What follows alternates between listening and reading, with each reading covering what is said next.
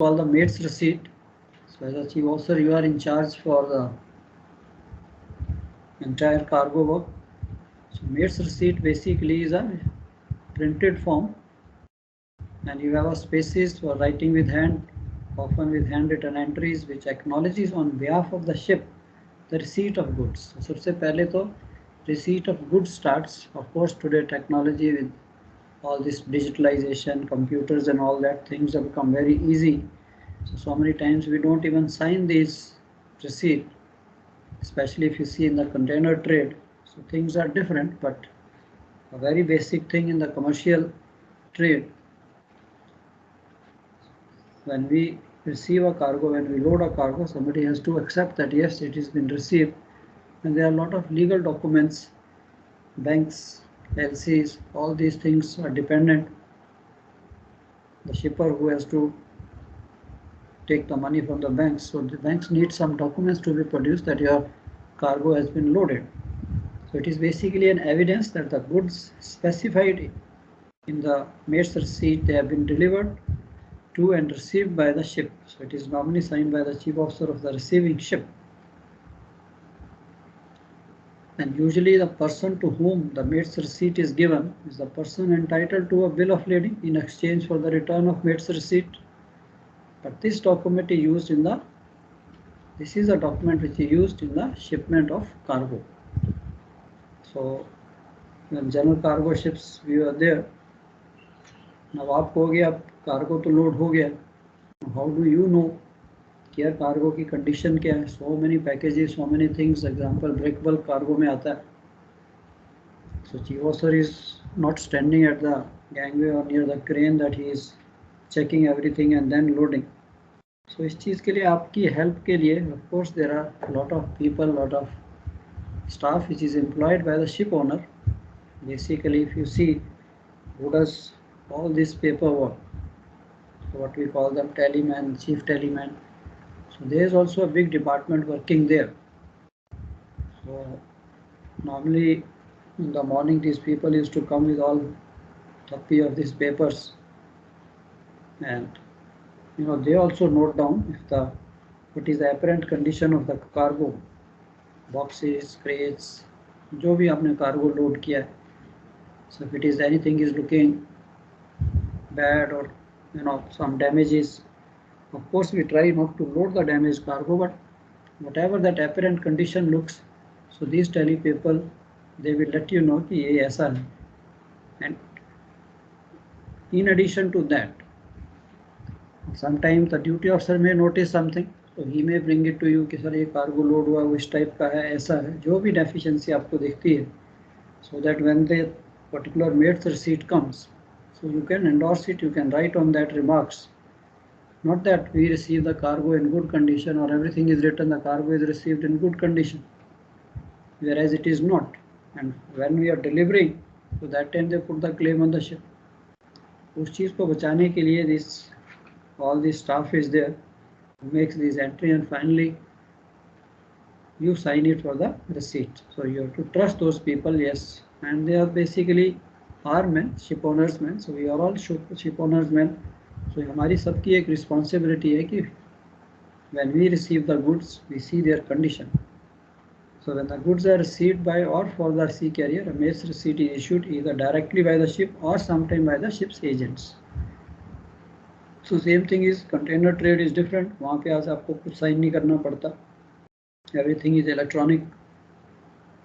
And this is the first evidence that goods are received, and statements on the document describe the quantity of goods, any identifying marks and the apparent condition.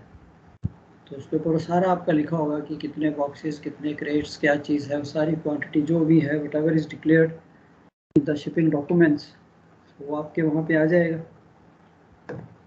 And उसके ऊपर कोई identifying marks हैं वो भी आ जाएंगे, plus the apparent condition. Sir हाँ जी sir, suppose 5 different cargos are received from 5 different shippers. तो sir for each shipper जब वो कार्गो लोड कर रहा है जहाज के ऊपर, तो सर कार्गो चेक करने के बाद अपन मतलब इसको बनाएंगे, ये मेट रिसीट मतलब बना के ये किसको देंगे? शिपर को देंगे ना sir?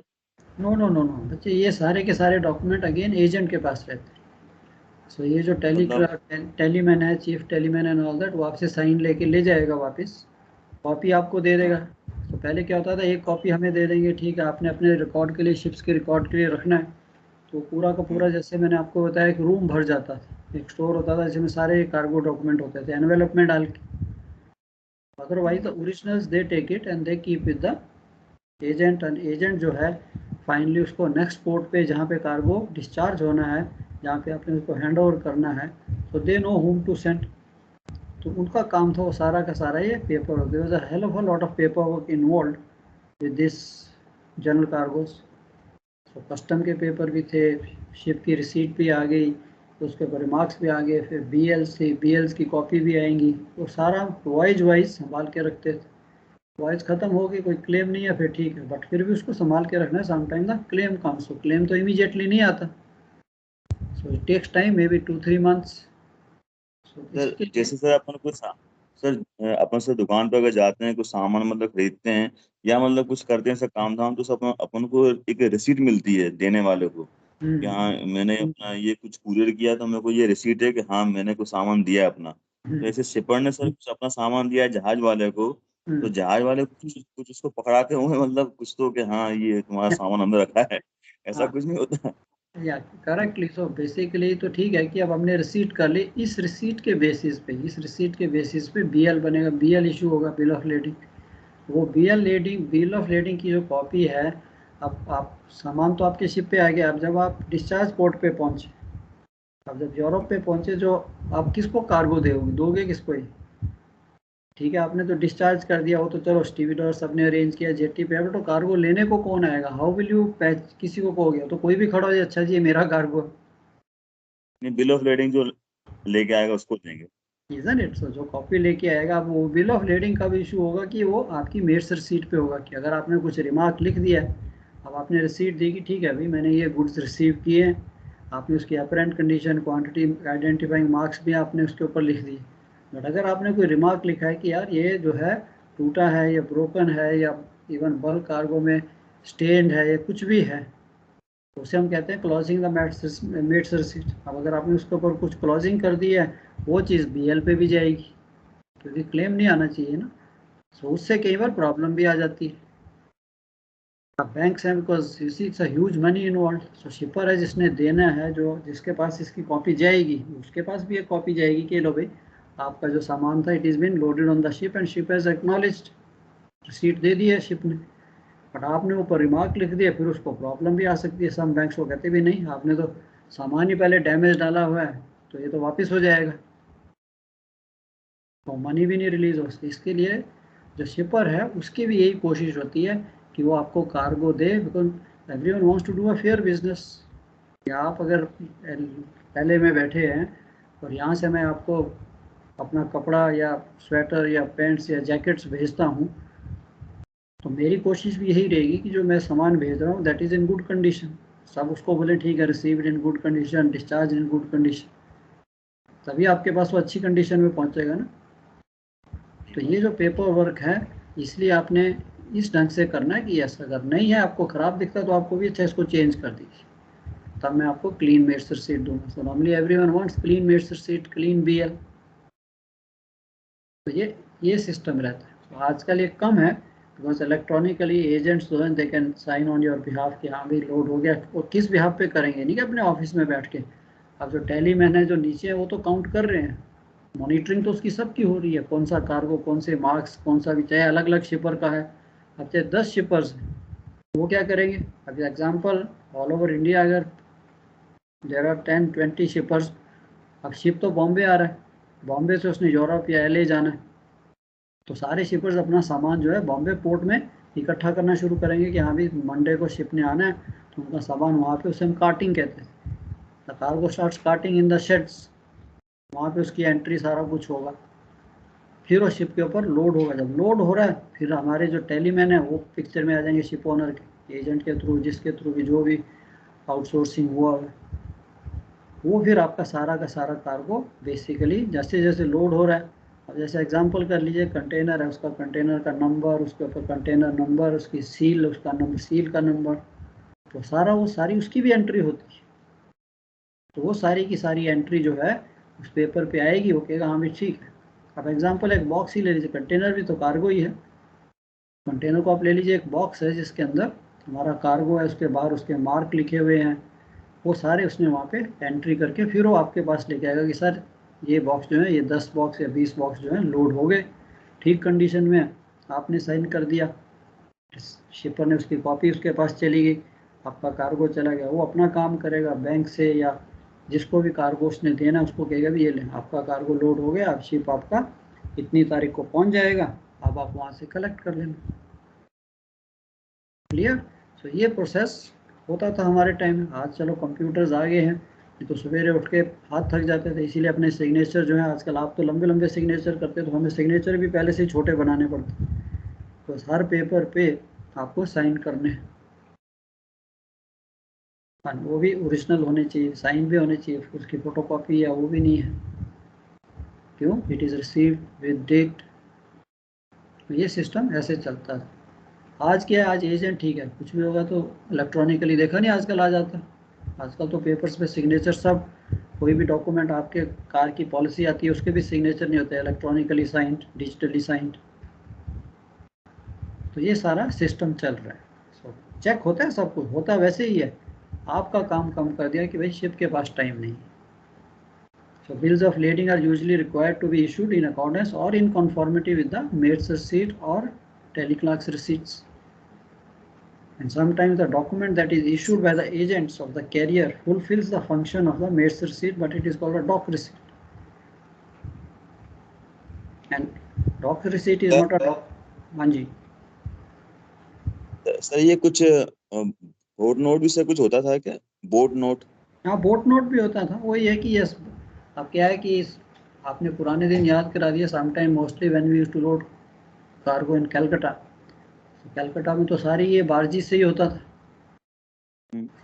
Calcutta is a port जिसमें इंडिया का maximum export was from Calcutta, maximum import आज भी आई थिंक बॉम्बे में होता है, maximum export used to go from Calcutta. Maximum tea, jute,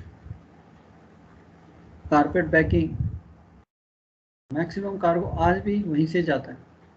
तो वहाँ पे क्या है, यू नो दैट जहाँ पे भी फैक्ट्रीज हैं, इंडस्ट्री है, वो सारी वाटरवे से कनेक्टेड है। वो तो चलो कहते हैं कि sad state of our country की we have not utilise the waterways. तो वाटरवे जहाँ जहाँ थे तो बोट्स जो हैं उनमें वो कार्गो आता।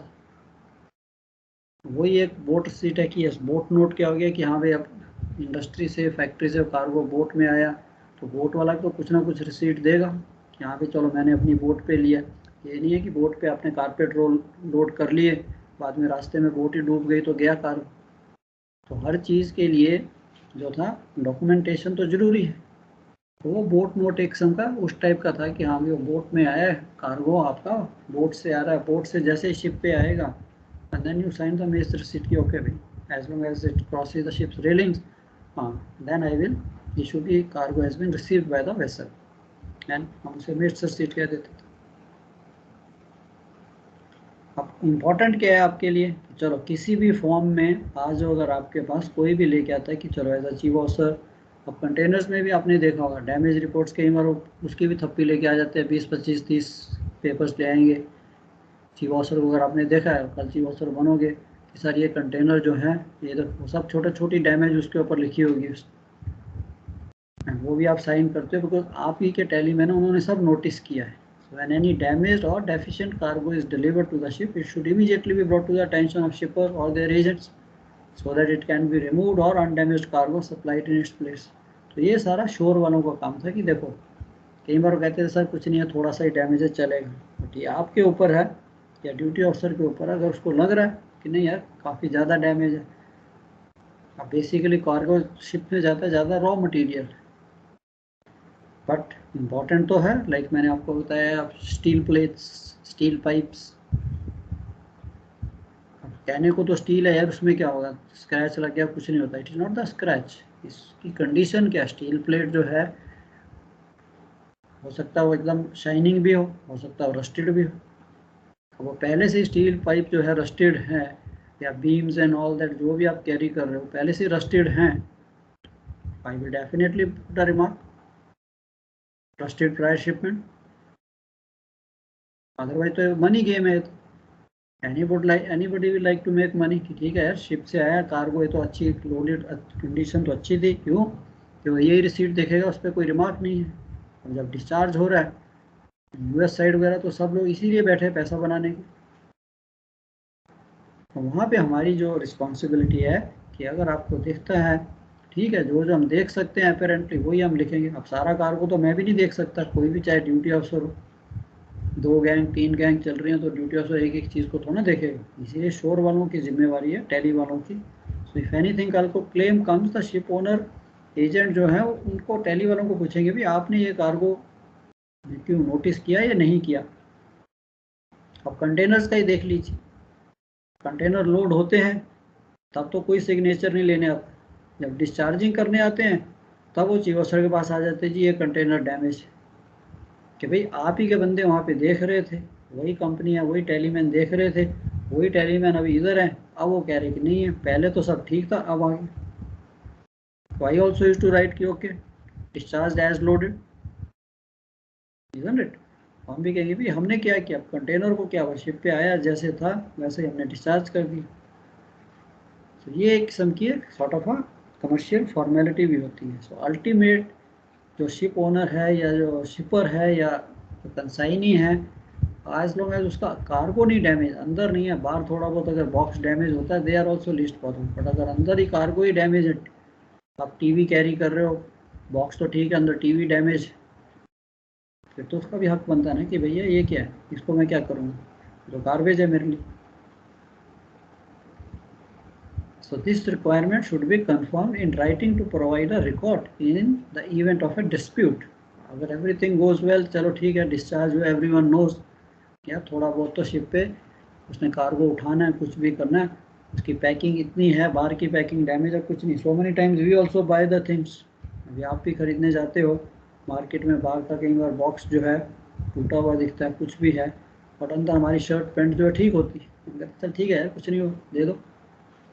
ऑल्टरनेटली अगर कुछ है डैमेज है, clausing qualifying words can be inserted to describe the condition of goods at the time of delivery. जब आपके पास आए हैं तो हम तो लिखेंगे. तो एग्जाम के लिए ओरल्स में कहीं पे पूछे वहाँ पे भी आपके पास है legally. Examination is a different story कि नहीं सर वहाँ पे नहीं हमने कहना कि नहीं चलता है, no, I will see the condition as long as कि आप कैसे देखोगे कि duty officer can notice the shore people, the tele people, telemen, they all are deputed for this job. They will see, they will put the remarks, then I endorse, then I put my signatures. And it is common requirement the bills of lading should be issued in accordance with the mate's receipt. If damaged cargo is not removed, it will be necessary to close the mate's receipt, which will then lead to closing of the BL. फिर सबको नजर आ जाएगा कि हाँ भाई तो BL पे remark आ गया, भी आपने जैसा कार्गो दिया था तो वही है ना, अब जैसा मैं दे रहा हूँ कार्गो तो मैं उसको क्यों कहूँ ठीक कंडीशन में. And you handle with the consignee जिसने रिसीव करना. चलो ये तो था मेट्स रिसीट. अब नेक्स्ट आ जाता है आपका नोट ऑफ प्रोटेस्ट. अब note of protest and letter of protest are different things. तो नोट ऑफ प्रोटेस्ट क्या होता है basically, during the course of voyage if your vessel is or has experienced bad weather. Now just imagine the situation, the ship arrives in a port and you have faced very bad weather during the voyage. अब हमने तो अपनी तरफ से सारी precaution ली है आपने, इसीलिए आपके जो लॉग बुक है उसके रिमार्क्स भी काम आते हैं कि आपने जो जितना भी चेक कर सकते थे गुड वेदर में बैड वेदर में, lashing everything was taken care. So ये सारे रिमार्क हैं. But now the bad weather is there, and the ship has faced a bad weather, something which is beyond our control. And मेरे को लगता है there is a possibility, there may be a possibility of some damage to cargo, which is beyond my control. So इसके लिए normally when we used to come in port, so captain used to go with the agent. So agent को लेके जो local notary है उसके पास जाके is to एक किस्म का submit or is to prepare what we call a note of protest. And within 24 hours, अभी हमें पता नहीं है कुछ भी, we don't know, we just fear कि due to the bad weather there may be a possibility that due to the bad weather there can be a damage to the cargo. And ये note of protest है, ठीक है। उसके बाद cargo discharge होता है, सब कुछ ठीक है, वेल गुड इनफ, नथिंग नहीं है। Then again when the matter is again goes for dispute, then they will see कि भाई इसकी जो डैमेज है कितनी हुई, क्यों हुई, कैसे हुई, whether the ship had taken proper precautions और not. Ship has taken proper precautions, so it is act of God, उसकी सेटलमेंट फिर अलग से होती है। So this is what basically is known as note of protest. And during the course of voyage, if your vessel has experienced bad weather or any nature of extraordinary events and you fear the damage or loss may be caused to your vessel and or cargo, you must prepare a note of protest, and on arrival and on never later than 24 hours, within 24 hours it has to be notarized at a notary public and you give it KLOE. When we do, note of protest should be made when if you consider it of utmost importance and necessity, not for the sake of doing it. पहले common था कि थोड़ा bad weather हुआ जाके कर दो, no, when you really feel कि yes there is a possibility, then only we do it. If for example but sir ऐसा तो है नहीं कि सर वो जो मास्टर वेसल पे है, if he's feeling that vessel need to be taken note of protest, तो उसे लेना ही चाहिए। जो वहाँ पे नहीं बोलेंगे तो ऐसे कैसे? नहीं वहाँ पे मतलब सर जो इशू करेंगे वो तो मैं जरूरी नहीं, या मैं ही नोट दे रहा हूँ कि भैया मेरे को I am just fearing that due to the bad weather I have faced. तो अगर बाई चांस उसमें कल को कोई पूछता है कि यस डैमेज होती है, फिर लॉग बुक की एंट्रीज भी आ जाएंगी कि हाँ यार वेदर वाज बैड और नॉट, वेदर रिपोर्ट्स भी आ जाएंगी कि यस। सो मेरे जो मन में फियर है, तो मैं पहले से कहता हूँ ऐसा कुछ क्राइटेरिया मतलब ऐसा कुछ हो नहीं है कि इस केस में इतना तक होना चाहिए, ऐसा कुछ? नो बैड वेदर तो सर हमेशा ही मिल जाता है नॉर्मली तो ओशन में। या बैड वेदर की भी एक लिमिट रहती है ना, तो ठीक है बैड वेदर आजकल अगर आप मेरे को पूछे तो विंड फोर्स 6, 5, 6 तक तो इट इज ठीक है रुकना तो, but you have faced wind force 8, 9, 10, ship has been shipping seas, rolling pitching very heavily continuously, then there is a possibility, आपको लगता है, I don't know, we are checking also, ठीक है बाद में हमें अच्छा वेदर मिला, हमने चेक भी किया, but you can not check the entire thing. तो मैं अपना एक फियर एक्सप्रेस करता हूँ कि भैया हमने बैड वेदर एक्सपीरियंस किया है, इसके लिए आई am just lodging this note of protest. Okay, so it is just example, there is a possibility of a claim for another party by chance कल को तो ये सर किसको शो करना पड़ता है सर? ये तो आप एक नोटरी से उसका एक किस्म का स्टैम्प पेपर टाइप होता है, उस पर बनाएंगे, उसके ऊपर स्टैंडर्ड वर्डिंग होती है उसमें, वो करके वो एजेंट को हैंड ओवर कर देंगे। तो एजेंट जो है आपकी कंपनी को जहाँ पे भी कमर्शियल डिपार्टमेंट है उनके पास चला जाएगा, क्योंकि फाइनली क्लेम किसके पास आएगा? कमर्शियल डिपार्टमेंट के पास आएगा, टेक्निकल के पास तो नहीं आएगा। कमर्शियल जो आपका कार्गो बुक करते हैं, फ्रेट चार्ज करते हैं, तो कल को अगर बाई चांस कार्गो क्लेम्स आते हैं, जो क्लेम आएगा फिर cargo claim is not so easy, तो इसको भी अगेन टाइम लगता है सेटल होने में। जो भी पार्टी है, जो भी आर्बिट्रेटर है, जिसने भी इसको कार्गो क्लेम को सेटल करना है, कार्गो एक छोटी सी चीज़ तो है नहीं, all the time the ship is carrying huge quantity of cargo, so money involve is also big.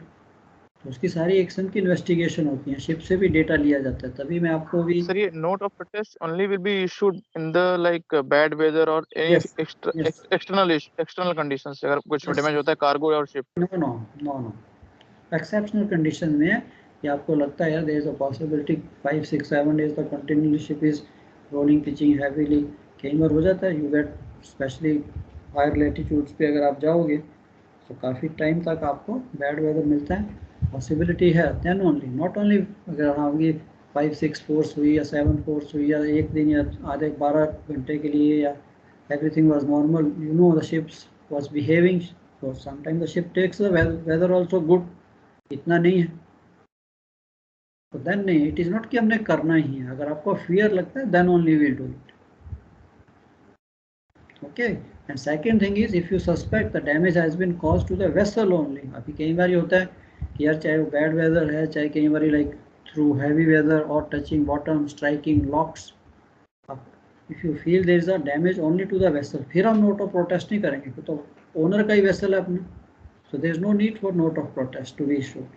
Same could be stated on the statement of facts, यहाँ भी ऐसा ऐसा हुआ, तो देन क्लेम किसने? ओनर अपने से अपने आप तो ना क्लेम मांगे। अब ये कार्गो का तो है कि so many people are involved, उनके लिए है कि यहाँ भी जब थर्ड पार्टी इन्वॉल्व होगी तो आप भी अपने फैक्ट्स दोगे कि भी मैंने तो पहले से कहा था, मैंने तो पहले से बताया कि yes ship has faced a bad weather. तो ये किस्म की एक फॉर्मेलिटी है, लीगलिटी है कि the master expresses his concern before. Okay, so कल को आप बनोगे तो so many times the agents also, the people also, they know यहाँ भी captain if there is a need for this, how was the voice, आपको very common they ask you captain how was the voice, so they no.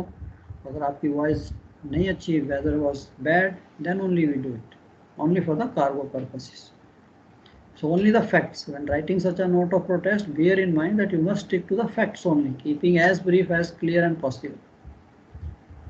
उसमें हमने अपनी कोई opinion नहीं देनी, उसमें कहना ठीक है during the voice the vessel faced a bad weather and I fear I suspect there can be a cargo damage, that's all. अब वो तो कार्गो जब डिस्चार्ज होगा दिखेगा सब कुछ ठीक है, it goes into dustbin. And also do not express any opinions. And such statement of opinions may and do often lead to unnecessary complications or confusion at a later date. So this is what basically normally आपने sometime captains used to share with senior chief officer है कि अभी वो captain बनने वाला है if he is going. So I have also gone, I have also done many times कि हाँ भाई ठीक है जनरल कार्गो शिप्स का जमाना था, so we used to do it. तो चलो हम जा रहे हैं, ये करना है, फॉर्मेलिटी है, उसको जाके कर आते हैं। अब letter of protest, now this is another statement, another paper what we do for different purposes. Now letter of protest is a formal declaration where a person express a personal objection or disapproval of an act. अब यहाँ पे क्या, it may be a written statement made by a notary at the request of a holder of a bill of or note that describes the bill or note and declares on a certain day the instrument presented and refused payment. अब तो letter of protest है, इसकी legality कम है। तो first thing to remember is that letter of protest strictly speaking is not a legal document but a paper containing an account of events और statement of facts. Letter of protest तो हम कितने जगह issue करते हैं, कल को आप चीफ ऑफिसर बनोगे, so many things are not going according to this thing, आप उसको लेटर ऑफ प्रोटेस्ट दे देते हैं। फिगर्स, टैंकर्स पे भी आपने कॉमन देखा है, या आपने अपनी फिगर कैलकुलेट की भी, मैंने तो मेरे शिप में इतना कार्गो, मैंने इतना लोड किया, टर्मिनल कहता नहीं मैंने इतना कार्गो दिया। अब वहाँ पे हम शिप को रोक थोड़ा देंगे, तो वहाँ पे आपकी एक लेटर ऑफ प्रोटेस्ट आता है कि okay as per the ship calculation we have loaded so much. तो आपका प्रोटेस्ट जो है लॉज हो जाता है कि हाँ भी उस वक्त मैंने कैलकुलेशन की है, सर्वेयर का फिगर ये है, टर्मिनल है आप देखिए भी आपने कैसे कैलकुलेशन की है। फाइनली ये डिस्प्यूट कब सेटल होगा कि टर्मिनल ने कितना लोड किया एंड जो रिसीवर है उसके टर्मिनल ने कितना लोड किया। सो टर्मिनल टू टर्मिनल आपको करेक्ट फिगर मिलेगी। हाँ उसमें कोई कमी पेशी होती है then let the company decide कौन कितने पैसे पे करेगा। So it is basically describing the current situation or consequences of some wrongful act or acts which had happened, usually contrary to the master or crew's efforts. For example, during cargo operation, something beyond the master's control has gone wrong and the master is unable to make it right, like interruption from shore side of loading or discharging operation. अब आप क्या कर सकते हो, किनारा में वो loading ही नहीं कर रहे या डिस्चार्जिंग नहीं कर रहे, उनका कुछ डिस्प्यूट चल रहा है, उनकी प्रॉब्लम चल रही है। Neglect cargo handling, violation of safe working practice. So obviously the said act or occurrence should be of such importance the master feels himself obliged to bring it to the attention of all the parties concerned, either for some immediate action or for some future reference. But it still lacks of any legal effect, being a document produced by one side to the defense of its own position. तो आप अपनी तरफ से मैं लिख रहा हूँ, but जो मैं देख रहा हूँ as a master chief officer, whatever I am seeing, so I am protesting कि हाँ भाई आप ऐसे नहीं डिस्चार्ज कर रहे। hereby I protest the people who are handling the crane, they are not handling it properly. अब दूसरी तरफ वाला भी लिख सकता है कि आपकी क्रेन ही ठीक नहीं है। So in shipping, there is a widespread practice of using letters of protest to record discrepancies between ship and shore figures, suspected presence of water content, damage to or loss of cargo. तो ये चीज़ है, इसमें आपको no hesitation, because I told you, anyway, when you sit on that chair, of course, you will definitely learn slow by slow, I mean slowly. So letter of protest is a polite language कि भाई जो भी आपको दिख रहा है, भी हम मेरे को ये दिख रहा है, आपने कितना लोड किया, कैसे लोड किया, क्यों लोड किया. And protests are also made by master against the charterers of the ship or consignees of the goods for failing to load or unload the vessel pursuant to the contract और with in reasonable और stipulated days. Charter party में जाओगे तो उसमें भी यहाँ भाई कुछ भी अगर उसके अगेंस्ट हुआ तो मैंने तो ओनर्स का इंटरेस्ट तो सेव करना ही करना. वहाँ पे जो भी मेरे बस से बाहर है, आई will definitely say so that tomorrow there is evidence कि भाई it was noticed, it was known and it was pointed out. अब आपकी मर्जी है, आप उसको रेक्टिफाई करो या जैसे भी आप करो. For example, on the other hand, the merchant may make a protest against the master for misconduct, drunkenness, for not proceeding to sea with due dispatch, for not signing bills of lading in customary form, other regularities. तो ये तो चलता है, दोनों तरफ से आता है. Example, reasons for issuing a letter of protest, delays, incidents during berthing, unberthing. So charter party में तो हर चीज़ जो है, every money counts. तो हमने सब देखना है भी हम सब ठीक ठाक कर रहे हैं, किनारा से कुछ नहीं हो रहा, चार्टर कुछ नहीं कर रहा, हम देते रहेंगे उसको letters. Delays at loading discharging terminal, delays due to waiting for customs और इमिग्रेशन. अब जो उनका काम है, चार्टर का काम है, वो तो उसी नहीं करना. शिप तो आ गया, शिप इज रेडी. चार्टर में क्या होता है, charter party is basically a simple thing कि भाई somebody has hired your ship, isn't it? कि उसने उस पर कार्गो लोड करना है, he says कि okay, I will load so much of cargo. And very simple thing. और सर ये लेटर ऑफ प्रोटेस्ट साइन करने ही पड़ते हैं सर उनको, अगर उन्होंने मना कर दिया? कोई बात नहीं, तब क्या हो गया. Very good, yes, very good question आपने रेज किया. आप चाहे लेटर ऑफ प्रोटेस्ट हो, चाहे आपकी थर्ड पार्टी डैमेज रिपोर्ट हो,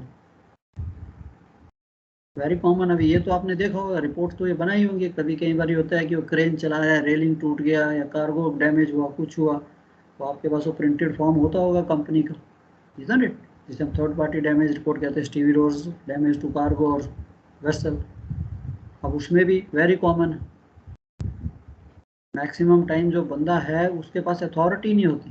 जो स्टीविडोर का इंचार्ज है, foreman, supervisor, he is not the boss of the company. Stevedore company का इंचार्ज थोड़ा ना, उसको एक इंस्ट्रक्शन होती है, भैया कुछ साइन नहीं करके आना, कुछ कमिट नहीं करना. तो लेटर ऑफ प्रोटेस्ट भी ये, आप लिख के आप दे रहे हो तो ही विल 99% मोस्ट प्रॉब्ली ही साइन करेंगे. तो थोड़े से है उनको वैसे सिखाया, साइन में लिख देंगे. इवन कल को आपने भी करना है, इसलिए मैंने कहा बहुत अच्छा क्वेश्चन है कि आपके पास भी कोई लेटर ऑफ प्रोटेस्ट आता है, कोई नोट ऑफ प्रोटेस्ट आता है, चाहे वो स्टीविडोर देते हैं, चाहे पोर्ट देती है, कोई भी देता है. ये तो एक बच्चे कमर्शियल वेंचर है, तो इसमें तो ये पेपर वर्क, अब आपका जो है लीगलिटी आपको स्लोली पढ़नी भी है और उसको प्रैक्टिकली यूज भी करना.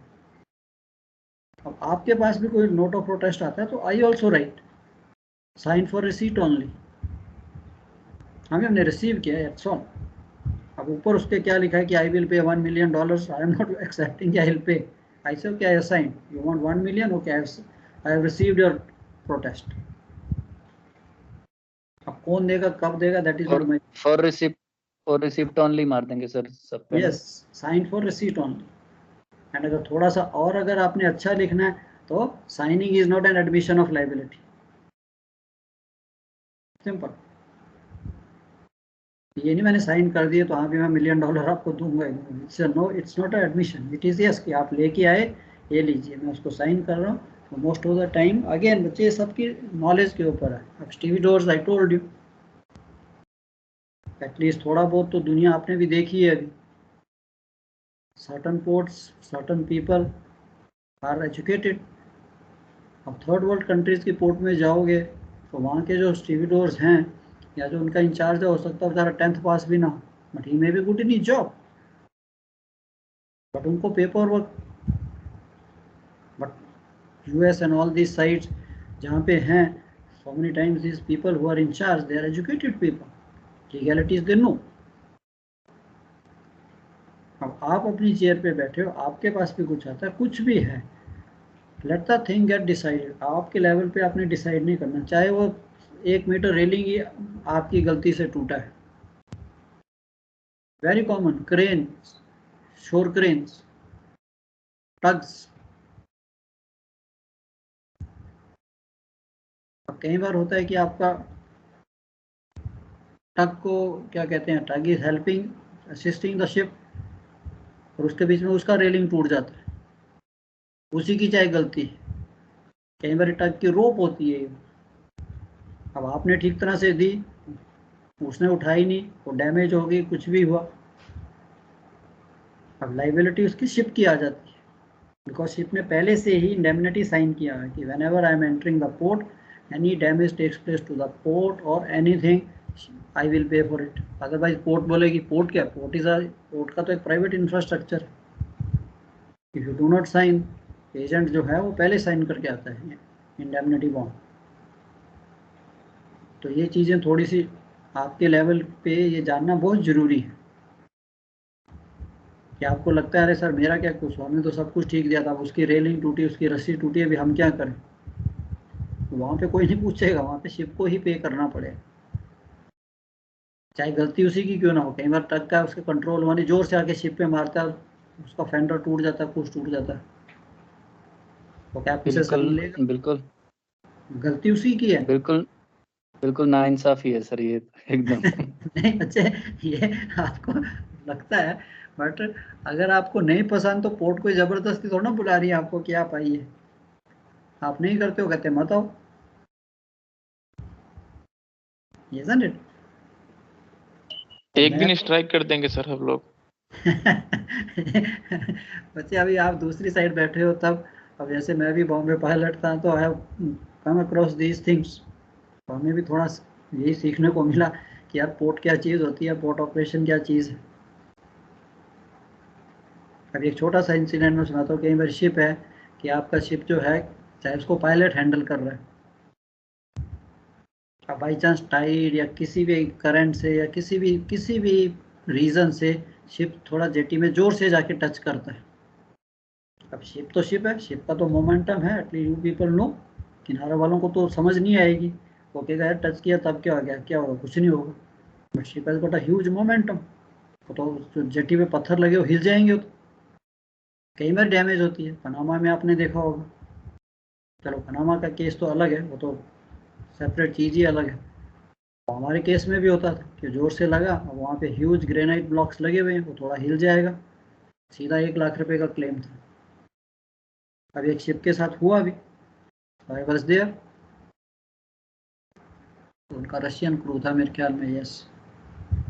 अब चाहे गलती हमारे ट्रक की है, किसी की भी है, तो थोड़ा सा लगा वो पत्थर हिल गया, वो जो हमारे सिविल डिपार्टमेंट वाले लोग हैं, पोर्ट का जो अलग अलग डिपार्टमेंट होता है, सिविल, इलेक्ट्रिकल, मैकेनिकल, वो चिट्ठी लेके आ गए जी कैप्टन को ये साइन करो। तो क्या हुआ, बोले पत्थर हिल गया। तो कैप्टन मेरे मुंह की ओर देखे, तो मैंने कहा कैप्टन साइन कर दो, कुछ नहीं होता ये। तो कहता क्या हुआ, क्या, उसको समझाया थे कैसे ऐसे हो गए। वो बोले अच्छा हिला है ना पत्थर, कोई बात नहीं, मैं बंदा भेजता हूँ, हमारे पास सीमेंट है, वो जाके उसको रिपेयर कर देगा। तो उसको मेरे को समझाना पड़ा, नहीं ऐसा नहीं होगा, फिर एजेंट भी आ गया उसका, तो agent said captain, oh captain nothing, बोले you just sign, don't worry, we will take care. तो ये चीज़ें बच्चे नॉर्मल हैं। सो आपको भी कल को कोई भी लेटर आती है, सो वेरी इंपॉर्टेंट, यहाँ पे आपने जो क्वेश्चन किया था, going back to your question, it's important is that you do not sign, you do not admit the liability, never, you just sign for receipt, simple. So same thing जब आप issue करोगे तो आपको जो दूसरी authority है वो भी ऐसे ही करेगी।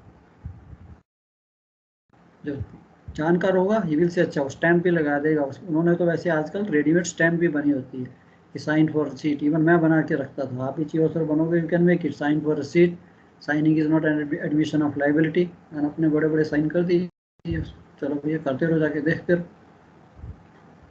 And worst scenario if it doesn't sign, चलो सिचुएशन आ जाती है कि यार वो नहीं करता, कोई बात नहीं, उसको कहिए ले कॉपी लेनी है ले, वो कहता है नहीं लेनी, तब भी मत ले, उसके नाम के ऊपर आप लिख दीजिए रिफ्यूज टू साइन,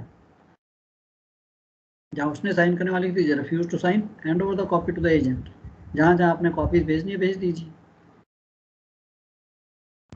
आपका काम खत्म।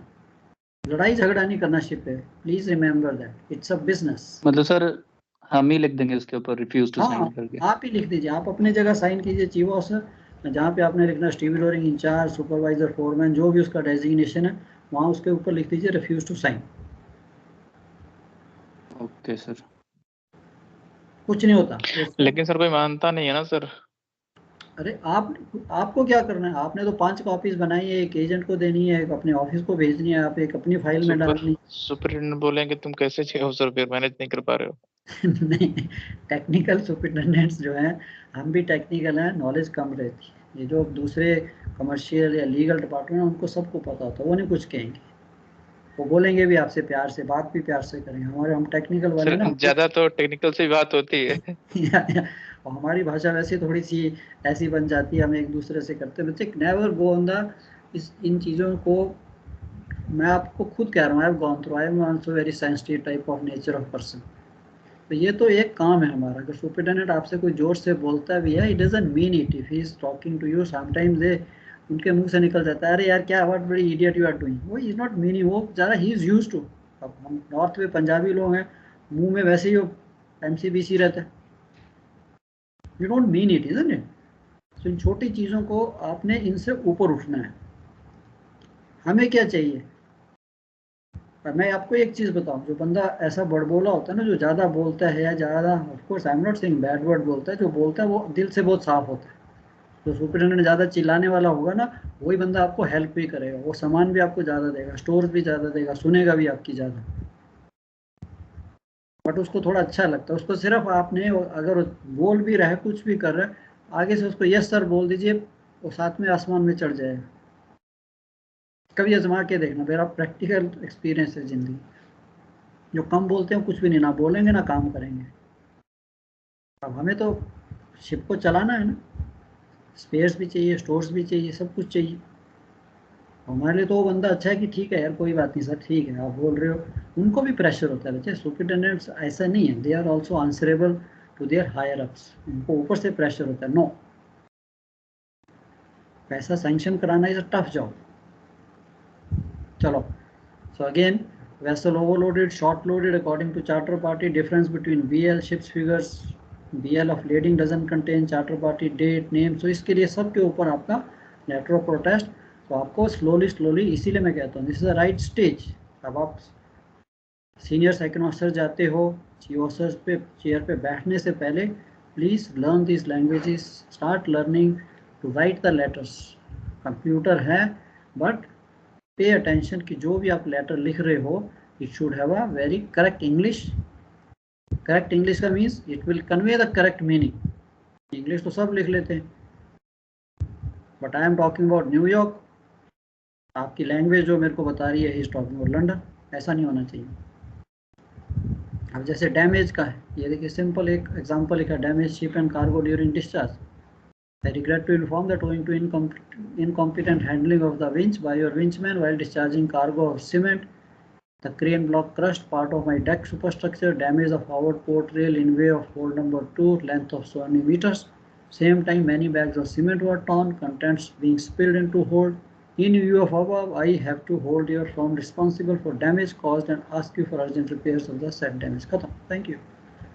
अब यहाँ पे आपने लिख दिया कि साइन वो करता है, he will sign here, okay, sign for receipt, good. नहीं लिखता, यहाँ पे लिख दीजिए रिफ्यूज टू साइन, आपकी नौकरी खत्म, आपकी नौकरी डन, जॉब डन। अब आपका आ गया BL, what is BL of leading, very quickly I will go through this BL। Of course when you go two phase 2 and ASM masters के लिए जब जाओगे, वहाँ पे आप इसके बारे में और डिटेल में पढ़ोगे, बट थोड़ी नॉलेज आपको इस लेवल पे होनी चाहिए। BL क्या होता है, it's a legal document between the शिपर of a particular good and the carrier, detailing the type, quantity and destination of the goods being carried. Purpose, it is basically, it serves 3 purposes. It's a receipt signed by the master or agent on behalf of the ship owner for the goods received on board. 1. 2, it's a evidence of contract between a shipper and a carrier for the carriage of goods by sea. अब वो हर चीज़, अब ये जो आप transport करते हो, यानी you carry this cargo on the ship, it has got lot of terms and conditions, lot. तो इसके लिए ये जो BLs हैं इनकी एक स्टैंडर्ड फॉर्मेट बना होता है, पीछे उसकी सारी टर्म कंडीशन। आज अगर आप अपना सामान चंडीगढ़ से दिल्ली भी बाय ट्रक भी भेजते हो तो वो भी एक कॉन्ट्रैक्ट होता है, उसके पीछे वो सारा लिखता है, रास्ते में ट्रक उलट गया, ये हुआ, कुछ हुआ, रॉयड्स हुए, कुछ हुआ, तो उसकी कंपनसेशन कितनी आपको मिलेगी, कितने % वो देगा, कितनी % कौन देगा, किसको गया, वो भी कॉन्ट्रैक्ट। सेम थिंग, अब शिप तो is doing international business, is expose to nature, तो सारी टर्म कंडीशन जो है basically that is a contract. So it is evidence that a contract between a shipper and carrier for the carriage of goods exists, and it's a document of title to the goods described in it ownership। कि लो भाई ये BL की मेरे पास copy है। छोटे incident पे अगर आपने कभी सामान इधर से उधर भेजा हो अपने घर का या मंगाया हो तो ये जो ट्रांसपोर्ट कंपनी है वो भी आपको देते हैं, जिसे हम बिल्टी बोलते हैं। एक कॉपी आपके पास होगी, आप जब रिसीविंग स्टेशन पे जाते हो, आपने जहाँ से सामान मंगाया आप उसको ट्रांसपोर्ट कंपनी को दोगे, फिर वो कहेगा अच्छा भी देख साहब का सामान निकाल के भेजो। Shipper and receivers consignee's name, complete address, इसके ऊपर है क्या क्या लिखा होता है, contents of the BL, shippers receivers consignee's name, address, purchase order और special account numbers used between business for order tracking, special instructions for carrier to ensure prompt delivery, date of shipment, number of shipping units, type, packaging including cartons, सारी detail उसके ऊपर computer ने उसके ऊपर छाप दी हुई। Note if commodity is a department of transport hazardous material, तो उसका सेपरेट होगा कि उसकी परमिशन भी है। यहाँ भी ये नहीं है कि सारा कार्गो किधर से किधर हम आम एम्यूनिशन भेजते रहे, नो, उस टाइप के मटेरियल्स के लिए special permission, special rules requirements apply when you are shipping hazardous materials. Description of items being shipped include material of manufacture and common name, and freight classification, National Motors freight classification भी है, of course little complicated, not for us, for the items being shipped, exact weight, if multiple commodities are shipped then weight of each commodity, declared value of goods being shipped, so a lot of things are there on the BL। आजकल EBL चल रहे हैं, पहले बताया जैसे मैंने आपको एक स्टोर हमें रखना पड़ता तो भर जाता था पूरा कार्गो पेपर से, नोबडी न्यू क्या इसको रखें या क्या करें। I still remember my cadet days कि उसकी सबकी साफ़ सफाई होती थी, सर इसको रखना है, क्यों बोलते 3 साल तक तो है, पता नहीं, चलो 4 साल वाले हैं, 5 साल वाले रहने दो, छोड़ो परे, क्या अब तक कब कुछ काम आ जाए, कोई कंपनी मंगा ले। So many years industry has sought a solution to difficulties, costs, inefficiencies associated with papers। अब ये सारा इलेक्ट्रॉनिकली भी शुरू हो गया, कंटेनर्स में जैसे नथिंग यू साइन,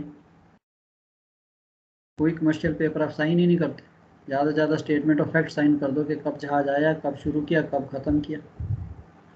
तो obvious answer is to make the bill an electronic document. So electronic bill of ladings और EBLs is a legal functional equivalent of a paper bill of lading। And electronic bill of lading must clearly replicate the core functions of a paper bill of lading, its functions, receipt, evidence of or containing the contract of carriage, and if negotiable as a document of title।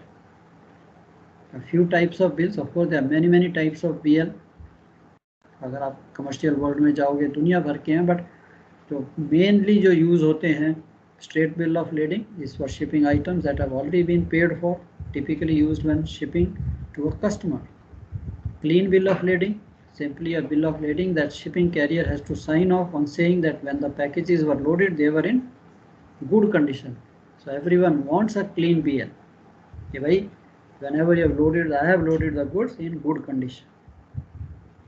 Nobody wants any remarks। क्यों? ये नहीं कि उनको अच्छा नहीं लगता, banks की problem आ जाती है, nobody handles money from pocket, everything goes through the banking channels, letter of credit, तो सब जो है उसको तभी मिलेगी बैंकिंग की है। कल को आप भी शिपर बनोगे, इंडस्ट्रियलिस्ट बनोगे, you want to send your goods to somebody where the costs are in few lakhs or maybe crores, so then everything is handled through the banks। so वहाँ पे उनकी फॉर्मेलिटी भी नहीं, हमें क्लीन BL चाहिए कि आपने सामान भेजा है, whatever business you are doing, that it is in good condition। भाई कल को कंसाइनी पैसे ही नहीं देगा तो आप हाथ खड़े कर दोगे, अरे मेरे पास तो कुछ भी नहीं है, If the packages are damaged or cargo is marred or some way rusted, stained, they will need to issue a soil bill of lading or a foul bill of lading. Through bill of lading, again, many ports are concerned, a little more complex than most of the BLs. It allows the shipping carrier to pass cargo through several different modes of transportation, several different distribution centers. So this bill of lading or landing needs to include an inland bill of landing and or ocean bill of landing depending on its final destination. Multimodal, very common आजकल सारों को इसने over supersede कर दिया. This is a type through a bill of lading that involves minimum of 2 different modes of transport. And modes of transport can be anything, right? Railways, roadways, seaways.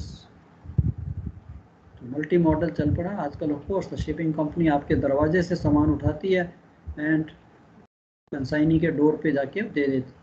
अब बीच में railway में damage हुआ, road में damage हुआ, because road की अलग transport company है, railways की अलग कंपनी है. So let the शिपर, the ship owner, he keeps dealing. कौन मेरे को किसने डैमेज किया, किससे क्लेम लेना है, आपके पास, आपने, you are dealing directly with the ship owner.